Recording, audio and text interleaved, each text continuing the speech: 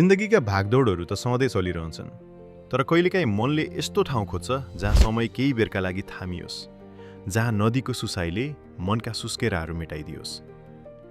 नमस्ते साथीहरू, आज हामी इटहरीको कोलाहलबाट केही टाढा एउटा यस्तो ठाउँमा जाँदैछौँ जहाँ आजभोलि मानिसहरू प्रकृतिको सामिप्यता खोज्न आउने गर्छन्। सुनसरीको चक्रघट्टी स्थित बोरा बाँध। यो हो कोसीको त्यो रूप जसले तपाईँलाई एकछिनका लागि भुलाइदिन्छ कि तपाईँ नेपालमा हुनुहुन्छ। त्यो फराकिलो किनार, त्यो हावाको बेग, साँच्ची भन्नुपर्दा यसले हामीलाई कुनै विदेशी समुद्री किनारको झल्को दियो। सायद यो ओशियन भाइब नै होला जसले भारत र नेपालका मानिसहरूलाई यति धेरै आकर्षित गरिरहेको छ।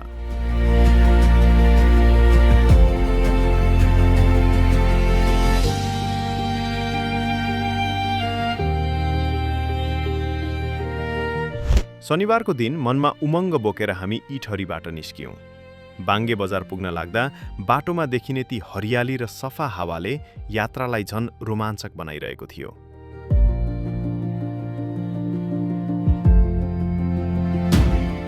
हामी मात्र होइन, बाटोभरि धेरै मानिसहरू त्यही गन्तव्यतर्फ लम्किरहेका थिए, जो सायद हामी जस्तै हप्ताभरिको थकान मेटाउन चाहन्थे।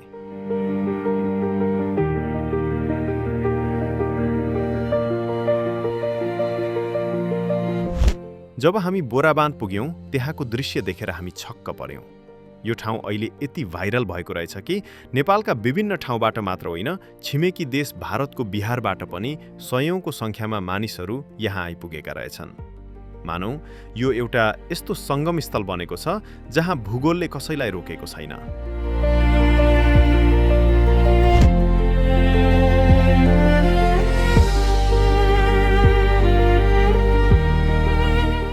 नदीको बगरमै ससाना झुपडी जस्ता होटेलहरू, जहाँबाट आउने स्थानीय परिकारको बास्ना र मानिसहरूको हाँसोले यो ठाउँलाई जीवन्त बनाएको थियो।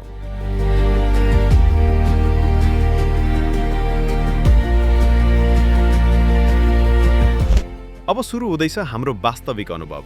कोसीको बगर, ढुङ्गामा पकाइएको सेकुवा। आधुनिक चुलहो वा ग्रिलमा होइन, यहाँ त नदीकै बगरका ढुङ्गालाई तताएर त्यसमाथि मासु पकाइने रहेछ। यो मौलिक शैली देख्दा र त्यसको बास्नाले जो कोहीको पनि मुखमा पानी आउँछ। हामीले पनि ढिला नगरी तातो तातो पोर्क सेकुवा अर्डर गर्यौं। बगरको बालुवामा बसेर अगाडि निलो कोसी नियाल्दै तातो सेलोरोटी र ढुङ्गामा पोलेको सेकुवा खानुको मज्जा शब्दमा वर्णन गर्नै सकिँदैन।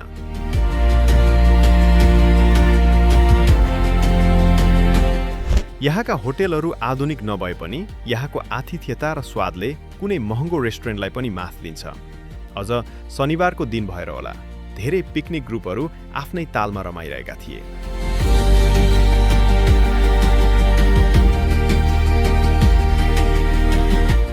यो ठाउँको अर्को विशेषता भनेको यहाँका ढुङ्गाहरू हुन्। एकातिर कोसीले सदियौंदेखि बगाएर ल्याएका ती चिल्ला र प्राकृतिक ढुङ्गाहरू छन् जसले हाम्रो परम्परा र इतिहास बोकेका छन्। अर्कोतिर कोसीको धारलाई रोक्न राखिएका ठूला आधुनिक ढुङ्गा र बोराहरू छन्। यी दुईको सङ्गमले यो ठाउँलाई एउटा छुट्टै स्वरूप दिएको छ। कोही ढुङ्गामा नाम लेख्दै थिए त कोही त्यहीँ बसेर कोसीको सुसाइ सुन्दै टोलाइरहेका थिए।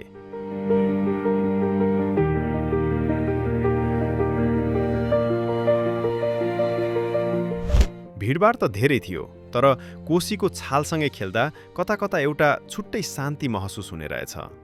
मानिसहरू आफ्नो परिवार र प्रियजनसँग सेल्फी लिन र भिडियो बनाउन व्यस्त थिए।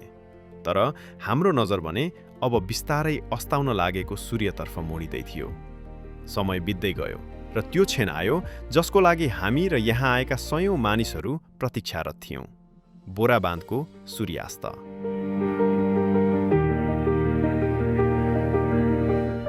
जब सूर्यले बिस्तारै कोसीको काखमा आफूलाई सुम्पिन्छ, तब आकाशमा देखिने त्यो रङको जादुले जो कोहीलाई भावुक बनाउँछ।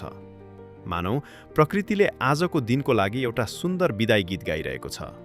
त्यो भिडभाडमा पनि एक किसिमको सन्नाटा थियो। सबैका आँखा पश्चिम क्षितिजमा अडिएका थिए। हामीले यहाँ झन्डै 2 घण्टा बितायौँ, तर लाग्छ यी पलहरू सधैँका लागि मनमा कैद भइसके। कोसीको यो बोराबाँध मात्र एउटा संरचना रहेनछ, यो त भावनाहरूको सङ्गम रहेछ। कसैका लागि रमाइलो, कसैका लागि शान्ति, त कसैका लागि नयाँ सम्झना।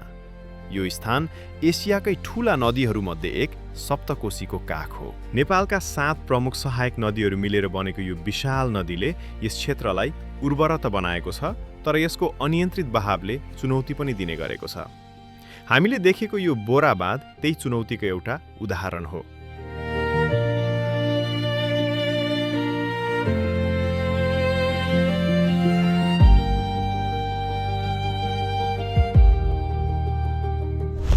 नजिकै रहेको चतराको महत्त्व केवल पिकनिक वा घुमफिर मात्र होइन, यो ठाउँ धार्मिक र ऐतिहासिक रूपमा पनि धेरै महत्त्वपूर्ण छ। यहाँ नजिकै प्रसिद्ध बराह क्षेत्र मन्दिर छ, जुन नेपालको 4 धाम मध्ये एक मानिन्छ। पुराणहरूमा उल्लेख भएअनुसार भगवान विष्णुले बराहको रूप लिएर हिरण्याक्ष राक्षसको वध गरेको र यहीबाट पृथ्वीलाई माथि उठाएको विश्वास गरिन्छ। त्यसैले कोशी नदीमा स्नान गर्नु र मन्दिर दर्शन गर्नुको ठूलो महत्त्व छ।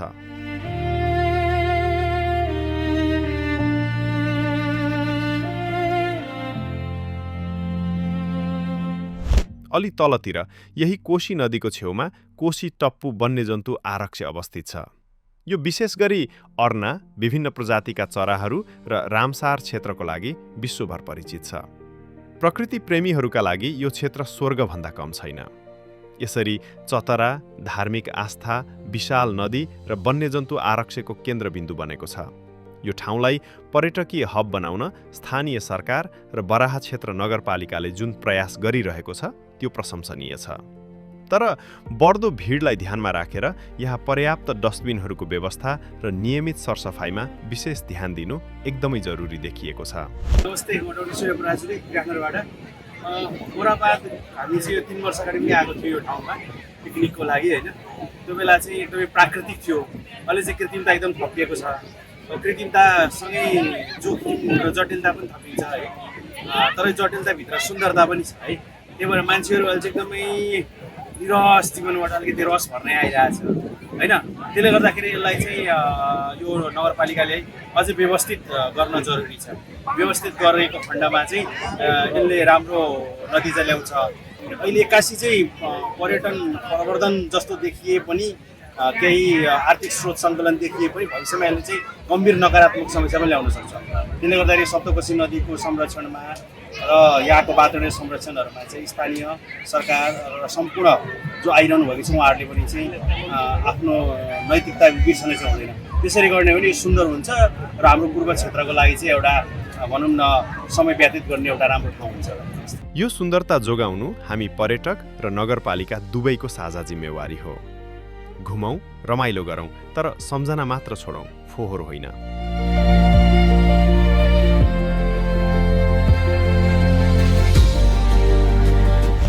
अँध्यारो बढ्दै गयो र चिसिँदै गरेको हावाले हामीलाई घर फर्किने सङ्केत गर्यो। इटहरीबाट सुरु भएको यो छोटो तर मिठो यात्रा अब समापनको मोडमा छ। कोशीको बगर, ढुङ्गामा पाकेको त्यो सेकुवाको स्वाद र यो मनमोहक सूर्यास्त, यी सबैलाई पछिल्तिर छोडेर हामी फर्कियौँ। तर एउटा कुरा पक्का छ, यो ठाउँले हामीलाई फेरि बोलाउनेछ। यदि तपाईँ पनि व्यस्त जीवनबाट थोरै विश्राम चाहनुहुन्छ भने चतराको यो बोराबाद एकपटक पक्कै पुग्नुहोला। हाम्रो यो यात्रा कस्तो लाग्यो कमेन्टमा लेख्नुहोला। अर्को यस्तै रोचक भिडियोमा भेट्ने बाचा गर्दै आजलाई बिदा माग्छौँ। जय नेपाल।